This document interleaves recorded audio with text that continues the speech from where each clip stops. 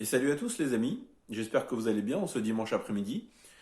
On se retrouve aujourd'hui pour parler du film Jiang-Hu, The Triad Zone, un film de mafieux réalisé par Dante Lam et qui est sorti en 2000. On retrouve au casting Tony Leung Ka-fai, Sandra Hung, Anthony Wong et Roy Chung. C'est un beau petit casting quand même.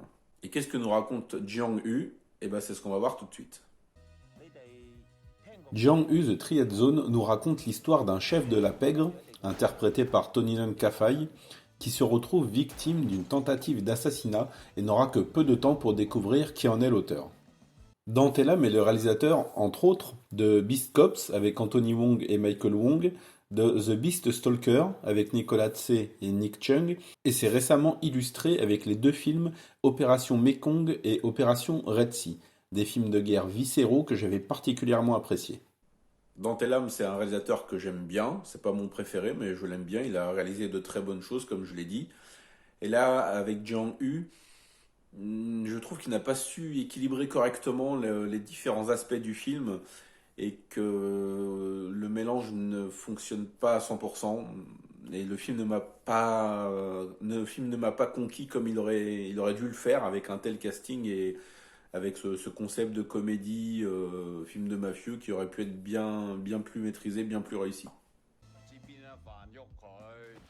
Ici, le film oscille entre film de mafieux et comédie grinçante, en nous dépeignant d'un côté l'histoire d'un chef de gang dont la vie oscille entre sa femme, Sandra Hung, sa maîtresse, et d'un autre côté ses hommes et ses affaires mafieuses.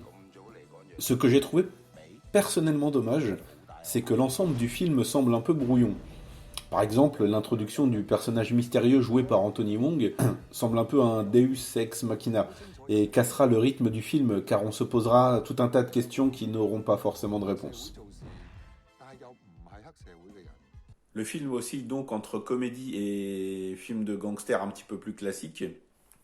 Et pour ma part, j'ai trouvé que le mélange n'était pas aussi harmonieux qu'il aurait dû l'être, hein, ce qui m'a empêché de rentrer complètement dans l'univers du film.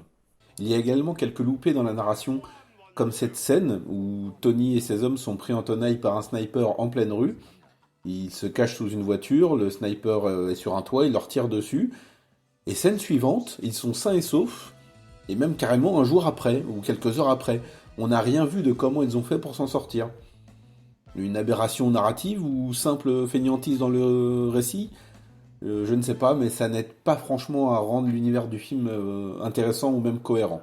Et heureusement que des acteurs extrêmement talentueux sont là pour soulever un petit peu l'intérêt du film. Comme toujours, Tony Leung Ka-fai est excellent. La versatilité de cet acteur me coupera toujours le souffle.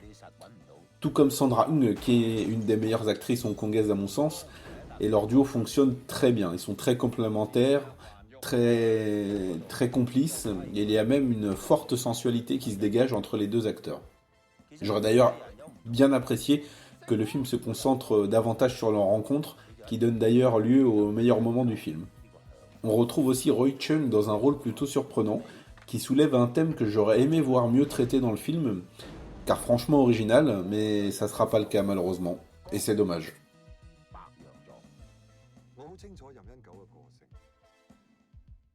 Un résultat en demi-teinte donc, qui ne m'a ni plu ni déplu.